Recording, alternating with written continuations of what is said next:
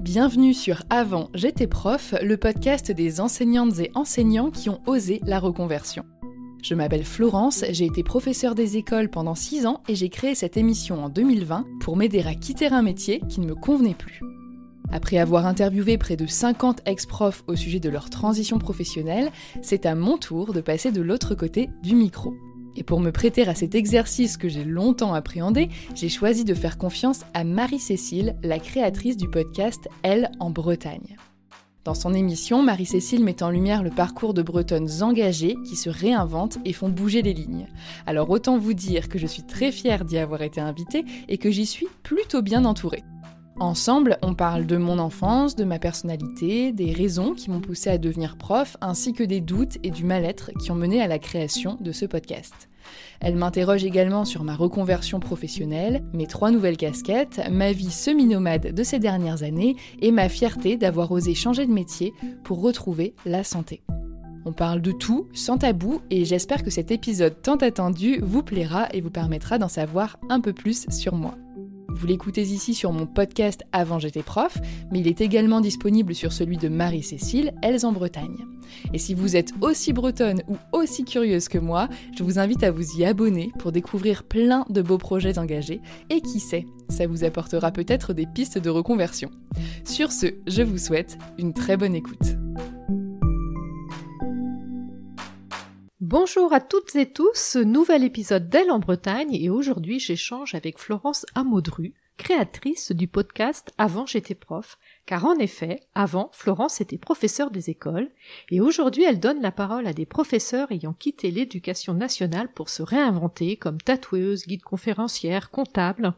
Alors que vous soyez enseignant en pleine réflexion ou simplement curieux, cet épisode inspire à voir la reconversion autrement, notamment avec Florence qui se dit semi-nomade car elle voyage durant des mois, tout en travaillant à côté. Alors bonjour Florence, ravie de te recevoir mais aussi de te revoir, car nous nous sommes déjà rencontrés il y a 1 mois, pour la première fois d'ailleurs, on s'est fait connaissance lors du Festival des Haut-Parleuses qui se déroulait sur Rennes pour une 3e édition. Et aujourd'hui, comment vas-tu Florence ? Je vais très bien, merci de me recevoir sur ton podcast, je suis très contente d'être là et j'avais passé un très bon moment aux Parleuses également. Oui, tout à fait, c'était un très bel événement. Et il y a une particularité parce que je sais que toi, ton podcast, il a déjà aussi 5 ans. Oui. Tu dois avoir à peu près une 60aine d'épisodes. Ouais, même 80 je crois, en tout. En effet, donc 80 épisodes que tu fais toujours à distance. Toujours, donc c'est ma première interview dans la vraie vie, comme je l'appelle, et ça me fait tout drôle, c'est beaucoup de matériel, beaucoup plus d'échanges non-verbaux aussi, je pense, et ça va être une chouette expérience, ça aussi. Ouais, tout à fait, et ravie que ce soit cette première expérience pour toi, avec ces 80 et quelques épisodes. Alors, pour commencer, peux-tu nous raconter ton parcours avant ta reconversion et aussi ce qui a pu t'attirer finalement aussi par l'enseignement ? En fait, je pense que moi, j'ai toujours voulu être prof. Donc, il y a pas mal d'enfants, petites filles, petits garçons qui se disent « Ah, moi, je serais bien maître ou maîtresse plus tard. » Moi, c'était ça. Mais c'était pas tant pour la passion d'enseigner, c'est vraiment que quand j'étais petite, j'avais pas envie de travailler. Quand je voyais les adultes se dire « Ah, toi, tu feras quoi plus tard ?» Moi, je me disais « Mais les adultes, je comprends pas pourquoi ils travaillent alors qu'ils ont pas l'air vraiment contents de le faire. Moi, je ferais différemment, je travaillerais pas. » Mais bon, j'étais petite, j'avais pas compris qu'il fallait de l'argent pour vivre dans cette société, tout ça. Et donc, je m'étais dit que quitte à choisir, au fil des années, comme j'étais très scolaire, à l'école, ça se passait bien, j'étais bien entourée, t'es dans un petit cocon, en fait. Pendant 1 an, tu restes au même endroit, d'année en année, tu retrouves des personnes. Ça m'allait bien, je suis quelqu'un de plutôt patient, plutôt pédagogue, je m'adapte assez bien. Enfin bref, ça collait. Donc j'ai fait toutes mes études dans le but de devenir professeur des écoles parce que je savais que avec les enfants ça se passerait bien, mais qu'avec des adolescents ou des jeunes adultes ça me tentait un peu moins. J'étais pas assez à l'aise pour ça. Et aussi, je préférais le côté enseignement primaire, maternel, parce que tu as beaucoup plus de matière à enseigner, donc il y a de la diversité. Alors que dans le secondaire, t'as souvent une seule matière, parfois 2, mais ça, je savais que ça durerait pas 1 an max avec moi, parce que j'aime trop le changement. Donc voilà, j'ai fait toutes mes études comme ça. J'ai fait un bac ES à l'époque où ça s'appelait ainsi. J'ai fait une licence langue étrangère appliquée, donc trilingue, j'adore les langues. Et puis après, j'ai fait mon master d'enseignement, et puis j'ai tout obtenu obtenu du premier coup, puis mon concours d'enseignement, et puis c'était parti, quoi. J'ai eu mon année de stage, puis l'année de titularisation, et puis en fait, après... quand tu rentres dans la vie active, une fois que t'as mis un pied, tout s'enchaîne très très vite, et puis j'ai vite eu l'impression que j'allais me retrouver dans quelque chose que je ne maîtrisais pas si moi je ne prenais pas certaines décisions. Mais c'est un métier que j'ai bien aimé, qui a plein de beaux côtés, mais qui ne me correspondait pas par rapport à mes envies de liberté, on va dire. Puis par rapport peut-être entre ce qu'on veut quand on est petit, et puis finalement, une fois qu'on a grandi, un petit peu mûri. Et je crois que la particularité aussi chez toi, c'est que tu es originaire de Ouessant. Oui, de côté de mon papa. Voilà, que tu as grandi là-bas. Ah non, j'ai grandi sur le continent, mon papa a grandi là-bas. D'accord. Tous mes oncles et tantes, du coup la moitié de mes cousins, cousines, mais non, moi j'étais sur le continent, comme ils disent. D'accord, parce qu'en fait j'ai lu que tu avais grandi dans un sémaphore et dans une classe unique. Je me suis dit, ça, c'est Ouessant. Alors, moi j'étais dans un sémaphore parce que mon papa était militaire, mais du coup, donc il l'a été aussi à Ouessant, mais quand moi je suis née, mes parents étaient sur le continent les deux. Du coup, j'ai grandi dans le sémaphore de Begmeil, donc sud Finistère, et puis ensuite, en tant que militaire, mon papa était amené à muter tous les 3 à 6 ans, donc il a beaucoup bougé les sémaphores de l'île de Bas, du Cap de la Chèvre, etc., etc. Donc, chouette. Moi j'ai pas toujours bougé avec lui parce qu'à un moment, je pense que mes parents voulaient aussi se fixer quelque part, donc ils ont acheté une maison sud Finistère et c'est mon papa qui partait, qui revenait, donc avec un rythme très spécial de militaire. Et ma classe, alors c'était pas tout à fait une classe unique, je pense que ça l'a été avant que j'arrive. Moi, il y avait un peu plus d'élèves, mais en gros, il y avait une classe avec tous les maternelles, donc de la toute petite section, moyenne section, grande section.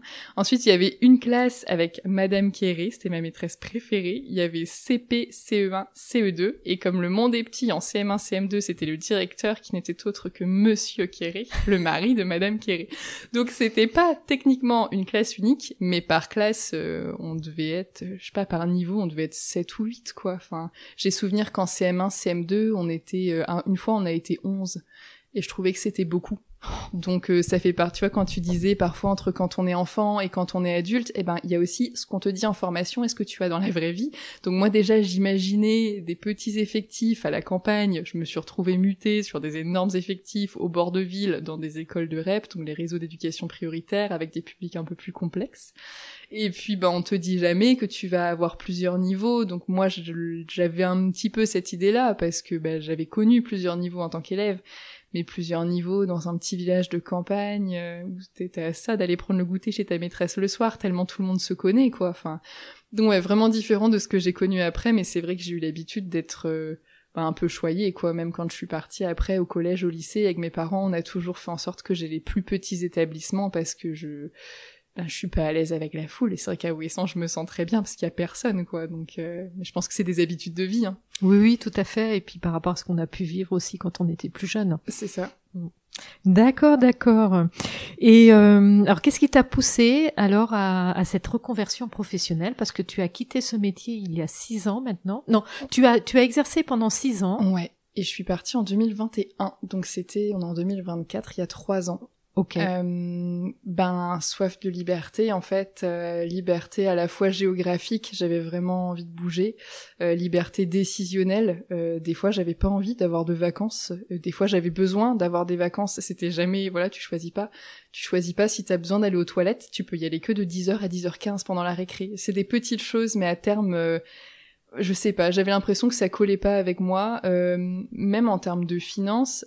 T'as l'avantage d'avoir un salaire fixe, mais qui est pas franchement élevé pour le nombre d'heures qu'on faisait. Enfin, moi, je bossais tous les soirs, tous les mercredis, tous les week-ends, toutes les vacances, et les gens se rendent pas compte. Enfin, je rentrais rarement chez moi avant 19, 20 heures pour rebosser derrière. Enfin, c'est beaucoup de travail pour un salaire qui est pas mirobolant par rapport au nombre d'heures qui est fait, et puis pas aussi beaucoup de reconnaissance, de gratitude. Tu veux toujours faire de ton mieux pour les enfants.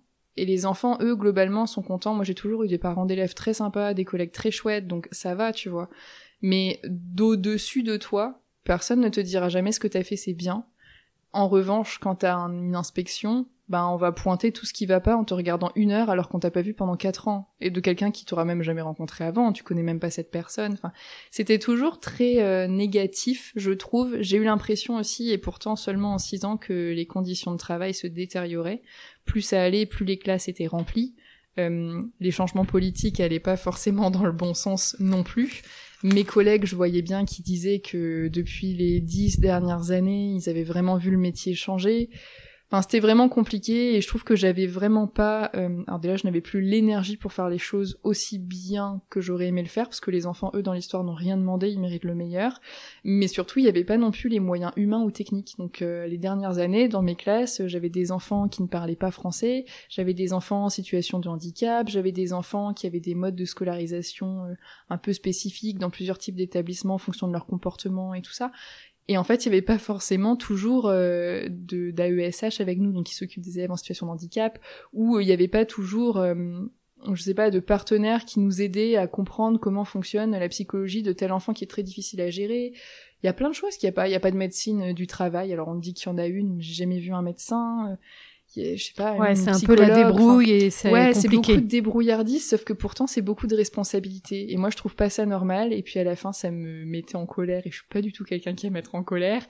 Et j'ai fini par me dire, mais en fait je serais mieux ailleurs. Sauf qu'entre le moment où tu te dis t'es mieux ailleurs et le moment où t'y vas vraiment, ça fait peur en fait de changer de métier. Ce que les gens ne savent pas, c'est que quand tu démissionnes du métier d'enseignant, tu perds le bénéfice de ton concours et tu es rayé des cadres. Donc tu peux pas démissionner et revenir. Alors qu'un fleuriste peut devenir boulanger quelques années puis redevenir fleuriste, il aura pas perdu son diplôme. Nous c'est pas le cas. Donc quand tu pars, tu pars. Ouais, tu sais que tu reviendras pas. Il y a quelques subtilités avec des disponibilités, des détachements, etc. Mais globalement, si tu veux partir, réfléchis bien avant de le faire, quoi. Donc ça, forcément, ça amène quelques peurs, quelques doutes. Évidemment. Voilà. Et même côté disponibilité, tu en parles là, mais pareil, ça peut être refusé. Oui, moi la première que j'avais demandé, parce que justement je voulais prendre une année off pour voyager, ça m'avait été accepté à l'oral, donc j'étais toute contente, puis refusé à l'écrit, donc j'étais moins contente. Et par la suite, donc il y a des disponibilités comme celle-ci où c'est pour des convenances personnelles, ils appellent ça, donc là il faut l'autorisation. Il y en a quelques-unes qui sont de droit, donc par exemple un suivi de conjoint, donc ça c'est celle que j'avais eue en dernier, ils peuvent pas te la refuser, même si tu demandes en cours d'année pour le coup. Donc c'est un peu bête parce que du coup tu peux planter une classe, c'est pas un problème parce que c'est de droit, alors qu'une sur convenance personnelle, tu t'organises pour que ça colle bien avec tout le monde, puis on te refuse. Bon, il y en a pour élever ses enfants, ce genre de choses. Enfin voilà, il y a des possibilités, mais comme il y a ce qu'on appelle la nécessité de service, puisqu'il n'y a pas assez d'enseignants par rapport au nombre d'enfants, beaucoup de choses sont refusées. Par exemple, les temps partiels, si tu veux lancer une activité à temps partiel pour commencer, ou que tu détestes pas l'enseignement, tu veux rester un peu, voilà, pour avoir ton temps partiel, c'est pareil, un cumul d'activités, c'est pareil. Donc tu demandes toujours l'autorisation, mais plus les années passent, moins il y a de profs, plus il y a d'élèves, et moins du coup c'est accepté, quoi. Ouais, tout à fait. Et alors toi, comme tu dis, il fallait anticiper et puis préparer, et c'est ce qui t'a amené à interroger d'autres enseignants qui s'étaient reconvertis, et c'est comme ça qu'est né le podcast. Exactement. Donc tu as fait d'une pierre deux coups. C'est ça, tu vois, on disait hors micro que tout ce qui est négatif a toujours un côté positif. Par exemple, mon podcast, que je trouve très chouette et qui me procure beaucoup de plaisir et qui m'a beaucoup apporté. En fait, j'ai écouté pas mal de podcasts dans la voiture, parce que donc tu ne choisis pas tes mutations non plus. Donc pendant les 5 premières années, j'étais mutée à 1 heure de chez moi, donc 1 heure le matin, 1 heure le soir. Et donc j'écoutais des podcasts, et je m'étais mise à écouter des podcasts sur la reconversion en me disant moi aussi j'ai envie de me reconvertir, sauf que dans ces podcasts-là, c'est beaucoup des gens qui viennent du privé et qui disaient des trucs du style j'ai le chômage ou j'ai demandé une rupture conventionnelle. Et nous, ça n'existait pas. Ça existe que depuis 2020, la rupture conventionnelle dans la fonction publique, pour les enseignants en tout cas, et ça s'arrêtera en 2025. Donc ça aurait été de courte durée, mais en tout cas à l'époque où j'écoutais ces podcasts, ça n'existait pas. Donc les gens disaient moi j'ai fait ci, j'ai fait ça, ça a marché comme ci, comme ça, mais nous on nous a toujours dit le chômage n'existe pas, les ruptures conventionnelles n'existent pas. Donc après il faut démêler le vrai du faux, mais c'est surtout qu'il y avait jamais de profs et c'était jamais les mêmes questionnements. Il y avait pas ce côté, les gens qui allaient démissionner d'un job, ils gardaient leur concours ou leur diplôme, ils allaient pas se retrouver avec rien derrière, contrairement à moi. Donc je me suis dit, en fait, je vais créer ma propre émission. Enfin, je sais comme c'était facile. J'ai mis 1 an et demi à oser le faire. J'ai créé ma propre émission et je me suis dit, je vais aller interviewer 10 profs tous différents, qui ont enseigné dans le primaire et le secondaire, des hommes et des femmes, des plus jeunes, des moins jeunes, et avec tout ça, j'ose espérer que je vais trouver une reconversion et un moyen de partir qui me conviendra. Ça a marché, heureusement, mais du coup j'ai pas arrêté le podcast après, puisqu'en fait comme il n'y a pas d'autres ressources gratuites sur ce sujet pour les enseignants, et qu'il y a de plus en plus de départs volontaires et que les gens ne savent pas comment s'y prendre, bah du coup mon podcast il a gagné en popularité au fil des ans, et voilà, il est à sa 5e saison, là c'est la 5e année, et moi je prends toujours plaisir à le faire, sauf que maintenant c'est plus moi que ça aide, c'est les autres. Donc j'ai un peu l'impression de réparer une injustice, parce que je trouve que c'est pas normal qu'il n'y ait pas de ressources pour aider des enseignants qui ne vont pas bien et qui sont face à des enfants toute la journée, ou même des adolescents ou jeunes adultes, parce que ces gens-là n'ont rien demandé. Ça doit être horrible de passer une journée de classe avec quelqu'un en face de toi qui a pas envie d'être là, quoi. Donc voilà, je répare une injustice à ma façon, dans un petit domaine de niche. Et les 10 enseignants avec lesquels tu as commencé les épisodes, comment tu les as connus? C'est marrant, on me demande souvent. En fait, j'ai tapé hashtag avant j'étais prof sur Instagram et j'ai trouvé des gens qui avaient partagé leur parcours les 2-3 dernières années, et en fait, tu sais, c'était vraiment la mode des hashtags à l'époque, et du coup, les gens, ils mettaient hashtag plein de trucs, et donc certains avaient mis hashtag avant j'étais prof. Et comme j'avais choisi d'appeler mon podcast comme ça, puisque ça me paraissait logique que ça devait s'appeler comme ça, je me suis dit, il y a bien d'autres gens qui ont utilisé cette formulation-là, donc les 5-6 premiers, je les ai trouvés comme ça.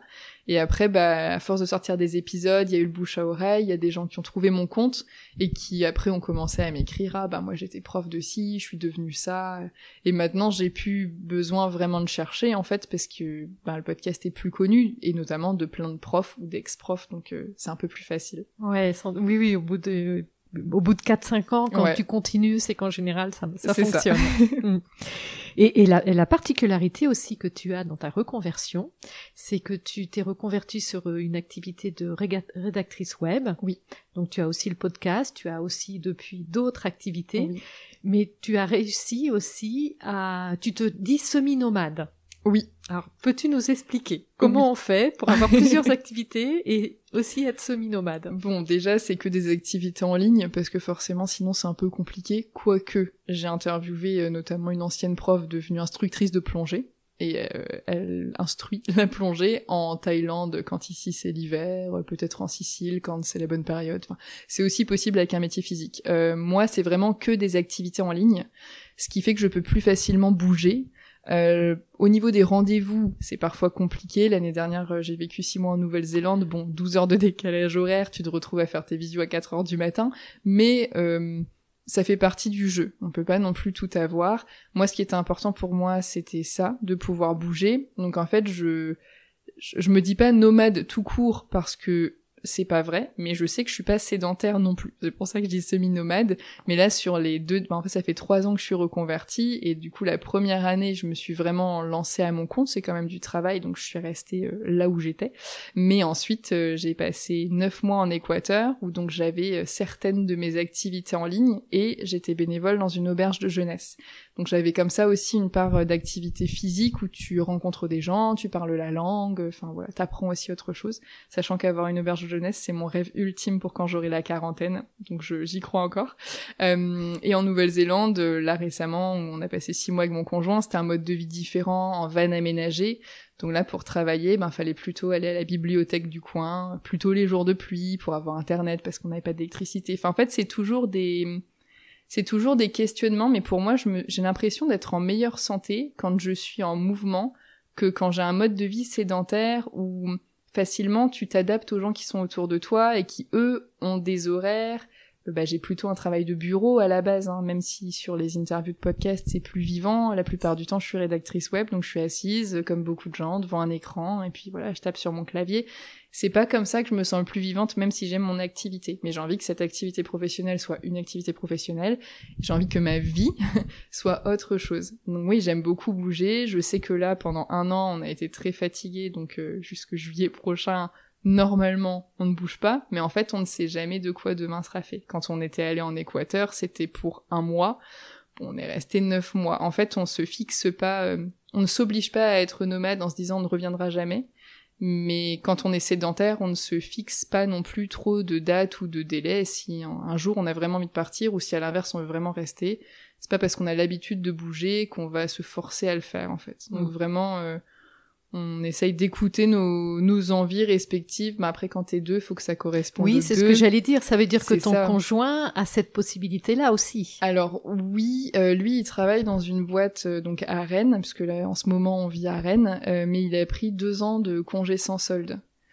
Et en parallèle de ça, il avait pu se mettre à son compte, il travaille aussi dans l'informatique, donc c'était plus facile, donc il avait pu se mettre à son compte, mais contrairement à moi je suis beaucoup en asynchrone. Donc à part quelques rendez-vous difficiles à caler, la plupart du temps, je m'arrange en fonction de mes horaires, j'envoie mon travail aux gens qui, eux, regardent quand ce sont leurs horaires. Mon conjoint, c'est différent parce qu'il travaille en équipe.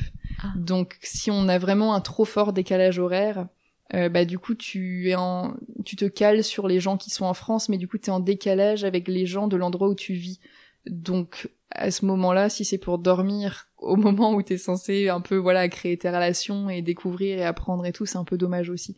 Donc c'est pour ça, là on est en pourparlers sur la suite des aventures, mais tu vois, des choses toutes bêtes. Mon conjoint il aime bien quand il fait plutôt froid, moi je déteste le froid, j'aime bien les pays moins développés où il fait très chaud. Donc c'est juste qu'il faut se mettre d'accord, et je pense que tant qu'on n'aura pas trouvé l'endroit parfait pour nous deux, peut-être que pendant 10 ans on va voyager et s'arranger pour travailler en même temps, que ce soit nos activités, être employé ailleurs, faire du bénévolat, parce que quand tu es volontaire, en général tu payes pas ton logement, ta nourriture, t'as pas de frais. Donc en fait tu peux rester très longtemps dans des endroits, tu ne gagnes pas d'argent, sauf si toi t'as ton activité à côté, mais en tout cas t'as pas de frais, t'as pas de charges quoi. Donc moi je trouve que c'est une forme de liberté. Après je peux carrément comprendre que tout le monde ne trouve pas ça très agréable de vivre dans des pays qui n'ont pas le niveau de développement de la France, où l'électricité coupe sans cesse, où il n'y a pas d'eau chaude, enfin voilà. Mais moi je me sens plus heureuse comme ça. Donc on sait pas où l'avenir nous mènera, mais l'avenir nous mènera, ça c'est sûr. Parce que j'allais te poser cette question-là, financièrement, comment vous faites ? Alors, quand on fait des missions de bénévolat, en fait, t'as besoin de vraiment pas grand-chose pour vivre, hein. Sur les 9 mois en Équateur, on avait besoin de 200 € à peu près chacun. Par mois ? Par mois. Faut le préciser, donc, oui, parce que 200 €. Pardon, par mois. Donc, c'est très peu. Enfin, moi, avec mon activité de rédactrice web, je travaille quelques jours.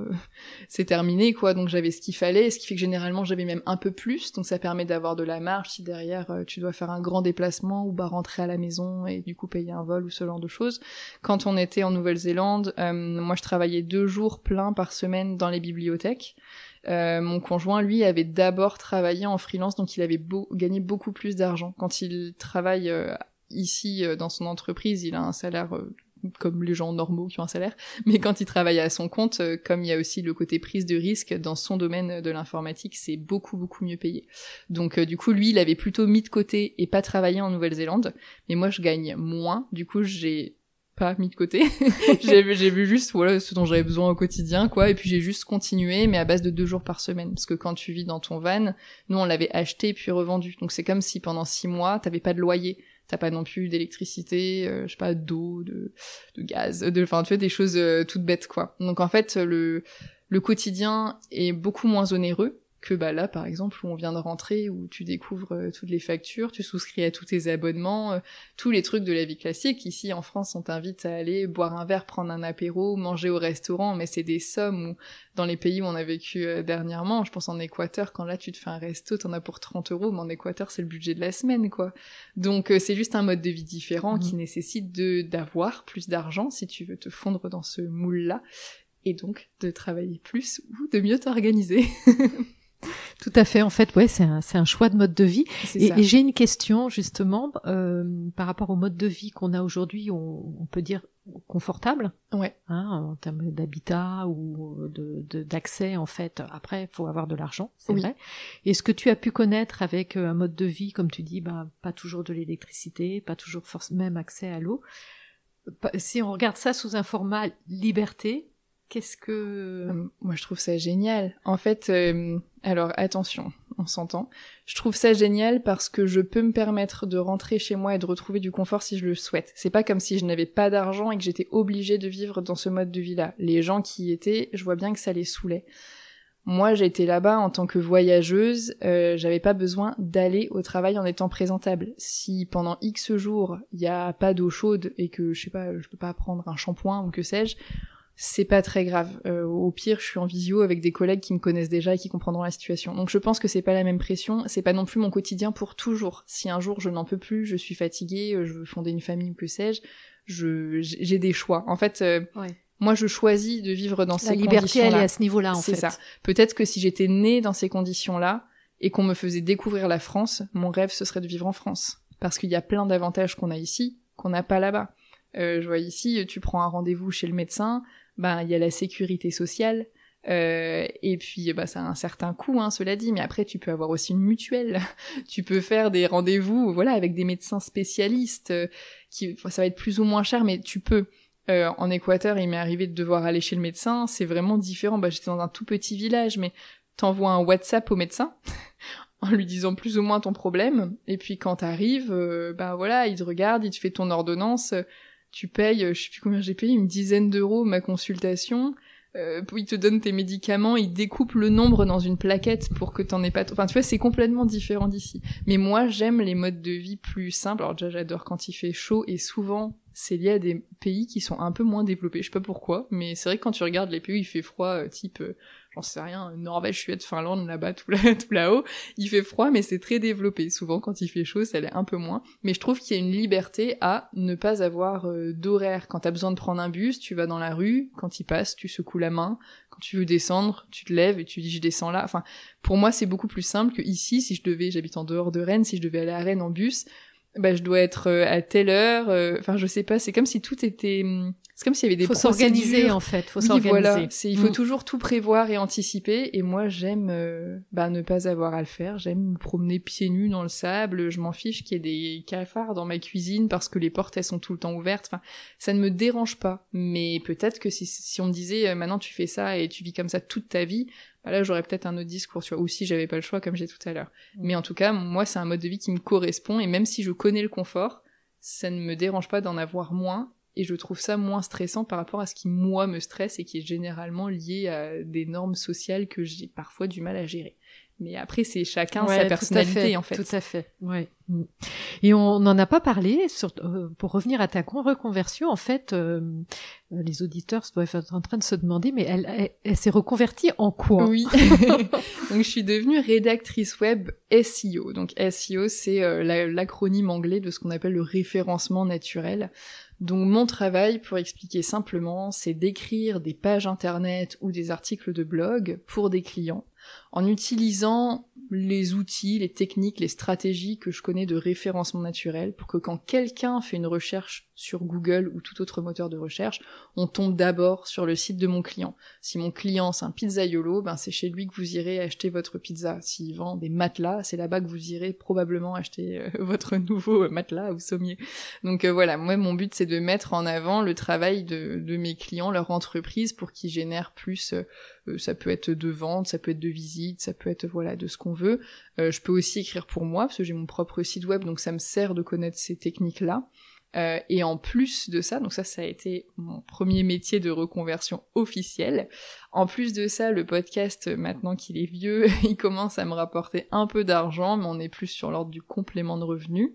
Mais c'est déjà une très belle avancée. Oui, parce qu'il n'y a pas vraiment de modèle économique pour les podcasts. Exactement, donc c'est vraiment, je teste, je vois, j'adapte, enfin voilà quoi, mais j'ai hâte de voir dans plusieurs années comment ce sera. Et puis à côté de ça, j'ai créé ma propre formation pour apprendre aux gens à créer leur podcast, et pour ceux qui ont déjà une émission, ou qui en soient au début ou plus avancés, comme toi par exemple, j'ai aussi un accompagnement pour les aider à avancer dans leur projet et développer leur émission. Et donc ça, c'est cette partie formation, je l'ai co-créée avec une collègue qui est aussi podcasteuse depuis la même année que moi, donc voilà, ça se répondait bien, on a des compétences différentes, donc elle notamment, elle enregistre en présentiel comme toi, alors que moi en distanciel. Comme ça, dans la formation, il y a vraiment à chaque fois les deux choix, parce qu'on fait vraiment rien de la même façon, donc c'est un avantage. Mais du coup, c'est mes différentes activités, j'essaye de jongler avec ça. Donc dans un monde idéal, j'aimerais que mon revenu ce soit un tiers, un tiers, un tiers. Dans la vérité, c'est pas du tout ce qui se passe, c'est vraiment 3 activités qui n'ont pas de vraie stabilité. Donc puis moi-même je suis pas stable dans la façon dont j'exerce, donc voilà, c'est C'est très instable, mais je m'arrange toujours pour que ce soit suffisant par rapport au mode de vie dans lequel je vis en ce moment, quoi. Ouais. Tu considères que tu gagnes aujourd'hui, par rapport à avant, correctement ta vie, à peu près pareil, plus, moins? Quand j'étais prof, au bout de 6 ans, je gagnais à peu près 1800 €. Mais du coup, il y avait des coûts cachés, genre 300 ou 400 € d'essence, parce que j'étais toujours mutée très loin, tu vois, ce genre de choses. Donc j'avais estimé que j'avais à peu près dans ma poche 1500 € net pour vivre. Et quand je me suis reconvertie en rédactrice web, donc à l'époque c'était vraiment ma seule activité, parce que le podcast je le faisais en loisir, et j'avais pas encore la formation, au bout de 6 mois à peu près, j'avais atteint 2000 € de chiffre d'affaires, donc une fois que t'enlèves les charges URSSAF, j'avais à peu près l'équivalent des 1500 € de quand j'étais prof. Après, du coup, quand je vivais à l'étranger, je gagnais beaucoup moins, mais enfin, je veux dire, je travaille 10 heures par semaine, donc je peux pas non plus... Enfin, voilà, quoi. Oui, puis le mode de vie le permettait aussi, c'est ça. 200 € par mois... C'est complètement différent, et là, on est rentré en France, du coup, avec mon copain, et on s'est installé il y a 2 mois. Donc là, je suis vraiment à 100%, où je cherche des contrats, comme quand je me suis lancée la première fois, en fait, pour remplir mon agenda, quoi. Donc oui, j'ai parfois du sponsoring sur le podcast ou des partenariats, puis parfois pas, puis parfois j'ai des contrats en rédaction, puis parfois pas, puis parfois quelqu'un achète ma formation, puis parfois pas. Donc c'est vraiment aléatoire. Là, sur les 2 derniers mois, en chiffre d'affaires, j'ai dû déclarer 1008 ou 1009. Mais le mois prochain, il y a juste 250 € dont je suis sûre, rien de plus. En effet, oui. Mais en même temps, c'était pareil le mois d'avant. Ouais, donc, ouais. Enfin, à chaque fois, il peut y avoir des opportunités, tout comme il peut ne pas. J'essaye de pas trop me stresser avec ça, parce que je pense que tu rentres vite dans un cercle vicieux. J'essaye de l'éviter, parce que je suis déjà assez stressée par le mode de vie classique sédentaire. Donc voilà, j'essaye de me détacher un peu, même si, quand tu peux pas payer ton loyer à la fin du mois, c'est stressant. Mais à chaque fois, là, je remarque que je suis stressée en début de mois, je pense que ça va pas le faire. Les 2 derniers mois, à chaque fois, ça l'a fait, tout pile, donc je me dis bon, et puis après, le temps, ça va être comme quand je me suis lancée, il me faut 3, 4, 5 mois pour que ça se stabilise à peu près. C'est logique, en fait. Enfin, je pense qu'on peut pas avoir le beurre, l'argent du beurre et le cœur de la crémière. Voilà. Et ça représente beaucoup d'heures? Je pense que si je regarde la totalité, je dois être sur un 35 heures. En tout cas, l'année où je m'étais lancée, j'avais estimé que je travaillais entre 25 et 30 heures pour arriver à peu près à ces 2000 € de chiffre d'affaires. Quand je suis à l'étranger, c'est complètement différent, mais là, depuis qu'on est rentré, alors là, je bosse beaucoup plus, parce que par exemple, mon podcast, ma saison démarre en septembre, mais il s'arrête en janvier. Donc en fait, j'ai énormément de travail autour du podcast en début d'année, parce que je veux avoir de l'avance. Donc c'est sûr qu'en début d'année, je dû faire des semaines à 40 heures, tu vois, mais ça sera jamais autant d'heures que quand j'étais prof. Ouais. Et puis surtout, ça me fait plaisir, et enfin, quand on aime, on ne compte pas. Il y a un peu de ça, mais voilà, je fais aussi attention à ce que ce soit pas toujours le cas, et à l'inverse, il y a des semaines beaucoup plus cool. Genre ma semaine prochaine devrait être beaucoup plus cool, mais je sais que c'est un calme avant la tempête, donc je vais en profiter pour me reposer un peu plus. Mais en tout cas, j'arrive maintenant à prendre mes week-ends, parce que quand tu te lances au départ, il y a ça aussi. Donc là, depuis la semaine dernière, je peux prendre mes week-ends. Donc ça me permet je trouve que 2 jours de week-end où tu travailles pas, contrairement à quand t'es prof, ça paraît presque une semaine de vacances. C'est long, on peut faire plein de choses. Donc non, ça me ressource bien, et puis après je suis repartie pour la semaine, où je dois faire autour d'un 35 heures classique, je pense, mis bout à bout. Très bien. Et comment dire, et est-ce que, par exemple, pour alors j'ai vu aussi que tu inspirais, finalement, il y a d'autres corps de métier qui reviennent vers toi par rapport à la reconversion, notamment des gendarmes, des infirmières, donc finalement eux aussi fonctionnaires. Donc tu ne t'adresses finalement pas qu'aux profs. Alors moi, techniquement, je m'adresse qu'aux profs parce que j'aime bien faire ce que je connais. Mais c'est vrai que j'ai de plus en plus, notamment d'infirmières, de gendarmes, et j'ai eu des militaires aussi qui m'ont écrit en me disant, en fait, moi dans ma profession, il n'y a pas vraiment de ressources. Mais toi, ce que tu fais, les questionnements de tes invités ressemblent aux questionnements que nous, on peut avoir dans notre profession, parce que ça reste la fonction publique, donc je pense qu'il y a des challenges qui sont similaires. Après, j'ai jamais eu l'audace pour l'instant de me dire, tiens, je vais faire des épisodes avec, pour voir, tu vois, un infirmier, un militaire, un gendarme, quelqu'un de la fonction publique d'État ou territoriale, ou ça pourrait être très intéressant, en fait, de voir comment ça se passe pour eux, mais je pense qu'il y aurait des similitudes. Et enfin, ça pourrait être chouette. Après, je le ferai pas avec... Là, quand je le fais pour les profs, j'ai aussi l'expertise et la connaissance de leur métier. Et là, si je le faisais, ce serait vraiment... voilà, je suis tout oui, racontez-moi, parce que je ne connais pas du tout ces métiers-là. Ça quoi. peut être un chapitre du podcast. Mais c'est ça, les autres personnes qui veulent se reconvertir de la fonction publique. Ouais, J'en ai plein des idées de mini-séries comme ça. Oh, si seulement je pouvais... si un producteur nous entend, payez-moi à temps plein, j'ai plein d'idées. Et suis-tu tes invités, oui. Où ils en sont aujourd'hui? Oui. Est-ce qu'il y en a qui regrettent? Est-ce qu'il y en a qui sont redevenus profs? Je sais pas. Alors, parmi les invités qui sont passés à mon micro, donc oui, je les suis tous toujours. Il y en a qui sont presque devenus des amis aujourd'hui avec qui je m'entends très bien depuis parfois presque 5 ans au final. Donc certains que j'ai rencontrés dans la vraie vie aussi. J'ai pas l'impression, j'essaye de les passer tous en revue, je crois que personne n'a de regrets. Une fois, j'avais fait une mini-série sur le cumul d'activités, donc le fait d'être prof et autre chose à côté. Et j'ai une fois interviewé une personne qui avait fait des démarches pour quitter l'enseignement et au dernier moment, en fait, elle est revenue parce qu'elle préférait être à temps partiel, avoir les deux. En fait, elle aime bien l'enseignement mais pas à temps plein, mais en même temps, elle avait une activité d'illustratrice qui est vraiment sa passion. Mais à temps plein, c'est instable aussi. Et donc finalement, elle était revenue en arrière pour rester un peu des deux, ni tout l'un ni tout l'autre.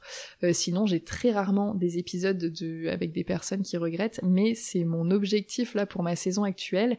J'ai trouvé 2 amis profs qui ont quitté l'enseignement en même temps l'année dernière, qui ont ouvert un food truck.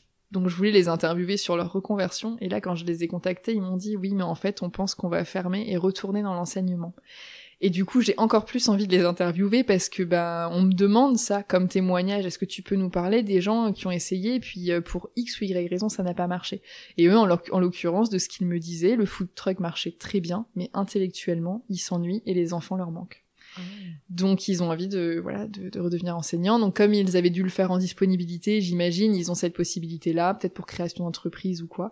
Mais j'aimerais vraiment faire cet épisode. Mais honnêtement, c'est très très rare des gens qui regrettent et qui m'écrivent. Compte tenu des enjeux, je pense que ceux qui partent, c'est qu'ils sont, ils sont quasiment sûrs. Et puis avec tes conseils, ils sont, normalement, sont ils sont bien lotis. Après, je pousse pas non plus au départ, parce que je veux pas me retrouver avec cette responsabilité si jamais ça fonctionne pas. Mais j'ai déjà interviewé une ancienne prof d'allemand, qui, elle, voulait un job, tu sais, les gens qui disent, ah oui, moi je m'en fiche, au pire j'irai bosser dans un supermarché. Et puis après, ils le font pas vraiment. Mais moi j'en ai fait partie, où tu dis, tant pis, je prends un truc, vraiment automatique juste pour avoir un job alimentaire en fait comme on dit quoi. Et elle a quitté l'enseignement pour travailler à l'usine à la chaîne en fabrication de cagettes. Et quand je l'ai interviewée, ça faisait déjà quelques années, elle veut vraiment pas changer. Elle regrette pas du tout, elle trouve ça génial. Les enfants et la démarche intellectuelle lui manquent pas. Ça a pas l'air, en fait, c'est vraiment, 16 heures de travail, c'est 16 heures de travail, et pour le coup, c'est vraiment cantonné à ça.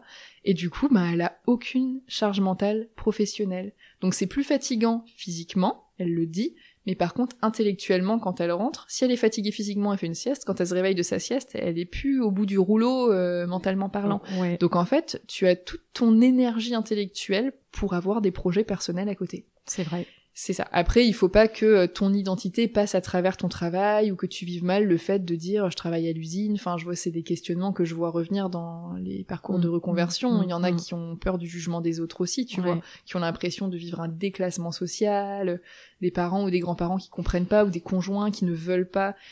Ça arrive aussi, mais je pense que sur ça, franchement, on a tous nos problématiques et la plupart se ressemblent, mais après je pense qu'il y a des petits points sur lesquels on est différents et ça dépend de notre personnalité et de notre ego aussi, mine de rien. C'est vrai, c'est vrai. Et aujourd'hui, alors, de quoi es-tu le plus fière dans ton parcours? Oh, c'est beau comme question. Je pense que je suis fière d'aller bien et d'être en bonne santé. Parce que franchement, quand j'ai quitté l'enseignement... Ah, je vais pleurer. Oh mince, pardon. En fait, quand je te regarde pas parce que quand j'ai quitté l'enseignement, j'allais vraiment plus bien du tout. En fait, ça me touche parce que il y a des profs toutes les semaines qui m'écrivent et qui sont parfois même dans des hôpitaux psychiatriques parce qu'ils en sont à leur énième dépression ou même parfois tentative de suicide. et qu'il n'y a pas d'aide. Tu vois, c'est ce que je disais au début, je trouve ça injuste qu'il n'y ait pas d'aide pour les enseignants qui vont pas bien, même pour toutes les professions, en fait. Mais je vis dans un monde de bisounours, on dira, mais moi, à la fin, j'allais plus bien du tout parce que faire à reculons quelque chose que tu ne veux vraiment plus faire, et que de toute façon, tu peux même pas faire bien, enfin, t'as l'impression de voir que ce qui va pas, et je me sentais prisonnière, et je voulais partir, et je savais pas comment, et j'étais juste perdue, coincée, fatiguée, et puis à la fin ça allait mal, enfin j'avais des pensées noires, mais comme plein de mes auditeurs, et je me demandais à quoi ça sert de vivre si c'est pour faire ces journées-là tous les jours, de vivre que de choses que j'aime pas, quoi. Donc c'est pour ça, j'aurais pu dire ce dont je suis le plus fière, c'est mon podcast, parce que je l'aime trop, toujours aujourd'hui. Mais je crois que d'un point de vue plus global, et puis à la fois plus individuel, je crois que je suis juste contente d'aller bien, en fait, parce que je pense que si j'étais restée, je sais pas ce qui serait passé. Enfin, c'est horrible de dire ça, mais je pense que prof ou pas, je suis sûre qu'il y a plein de gens qui peuvent comprendre s'ils l'ont vécu, le fait d'aller aussi mal à cause d'un travail, qui pourtant n'est qu'un travail, quoi. Mais quand t'es dedans, c'est hyper dur d'en sortir, et moi ça m'a beaucoup touchée, et en fait il y a pas une semaine où je reçois pas un message de quelqu'un qui est en plein burn-out ou qui a des troubles de la santé, des problèmes, j'en sais rien, de peau, de sommeil, d'alimentation, de que sais-je, parce que ça va pas dans son travail, mais qui sait pas comment partir parce qu'il y a pas de solution, quoi. Donc pour moi c'est vraiment de l'ordre de l'injustice, et je me bats pour ça, tu vois, et je suis contente d'être sortie de là, mais en vrai c'était pas facile. Donc même si maintenant ma vie elle a l'air facile, en fait non, c'était pas facile, c'était comme pour tout le monde, je suis pas meilleure qu'une autre, hein. Mais c'est juste que c'est dur de partir, mais quand t'es parti t'es content. Donc oui, je suis contente d'être en bonne santé, voilà. Eh ben bravo. Merci. Bravo. Je pense que tu vas en inspirer plusieurs. Est-ce que, alors je termine souvent maintenant par une question, est-ce que tu as un coup de gueule et ou un coup de cœur? Ouais. Très bien. Alors, j'ai un mi-coup de gueule, mi-coup de cœur. J'ai un coup de gueule contre les conditions dans lesquelles les enseignants travaillent, ainsi que les élèves, ainsi que le reste du personnel scolaire, et je vois que les choses ne vont pas dans le bon sens. Il y a trop peu d'humanité dans les décisions qui sont prises, ça me ronge. Vraiment, je me dis c'est injuste, que ce soit pour les enfants, même pour les parents qui font confiance à l'école et qui pensent que tout repose sur les enseignants. Non, les enseignants ils sont coincés parce qu'on leur demande au-dessus, malgré leur fameuse liberté pédagogique. Coup de gueule aussi pour la façon dont sont traités les AESH, les ATSEM qui aident en maternelle, les personnels de cantine, je sais pas, tout, j'ai l'impression que tout, il y aurait vraiment pas grand chose à faire pour que ça aille beaucoup mieux, mais j'ai l'impression que décision après décision, c'est pas l'humain qui est mis au centre, c'est plutôt l'économie et le fonctionnel. Donc ça, c'est mon gros coup de gueule. Parallèlement à ça, j'ai quand même un coup de cœur parce que je me rends compte qu'à chaque fois que quelque chose ne va pas, il y a toujours des initiatives solidaires qui sont mises en place derrière. Donc moi, c'est ce que je fais avec mon podcast pour essayer d'aider du monde.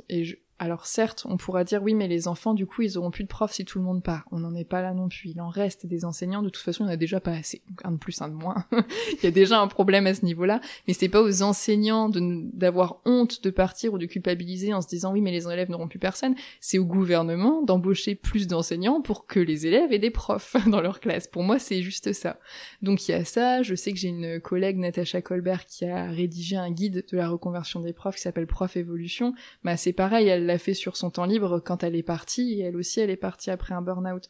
Je vois d'autres podcasts maintenant qui fleurissent autour de la reconversion des profs, je vois des coachs qui se spécialisent dans l'accompagnement des enseignants, moi je travaille avec quelqu'un qui fait des bilans de compétences pour les profs maintenant, enfin je vois qu'il y a des choses qui grandissent, et il y a une sorte de solidarité que je trouve très belle. Alors c'est dommage de devoir vivre des choses aussi difficiles pour en arriver là, mais j'aime pas voir le verre à moitié vide, donc voilà, je finis sur ces belles notes-là, et c'est beaucoup de cœur de tous les gens qui osent et qui font. Et c'est aussi toi ce que tu fais à travers ton podcast, tu vois.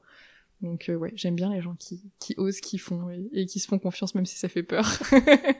Tout à fait, ça c'est important, se faire confiance même si ça fait peur. Ouais. Hein, et se dire justement, qu'est-ce que tu ferais si t'avais pas peur? Exactement, on ferait beaucoup de choses.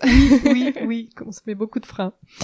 Écoute, un grand merci Merci à toi. Un bel échange. Oui. Je suis ravie de l'avoir réalisé là aujourd'hui et en physique. Moi aussi. C'est beaucoup plus dur de cacher ses émotions dans la vraie vie. Voilà. Oui, tout à fait. Ouais, mais c'est très beau. Enfin, j'ai beaucoup aimé la manière dont tu as mené cette interview aussi, avec les questions que tu m'as posées, qui sont différentes de celles qu'on pose d'habitude et qui, même si c'est mon parcours et que je le connais, qui me mènent à réfléchir sur ma propre histoire et les choses que j'ai pu faire, et ça me fait aussi prendre conscience de certaines choses et de savoir où j'ai envie d'aller. Donc merci pour toi. Écoute, merci beaucoup. Moi aussi, je prends beaucoup de plaisir avec mon podcast. Je rencontre des belles personnes, et notamment toi. Tu m'étonnes. De toute façon, en Bretagne, il n'y a que des belles personnes. En plus, tout à fait. On va être chauvin. Écoute, vraiment merci. Donc, ravie de t'avoir fait ta connaissance lors du Festival des Haut-Parleuses. Et moi donc. Petit coucou à Aminata. Oui. Et puis, toute l'équipe. Voilà, toute l'équipe qui organise ce beau festival. Il y aura sûrement une 4e édition l'année prochaine. En général, c'est fin septembre, début octobre sur Rennes. C'est un très chouette événement, donc surveillez l'agenda des Haut-Parleuses pour participer l'année prochaine.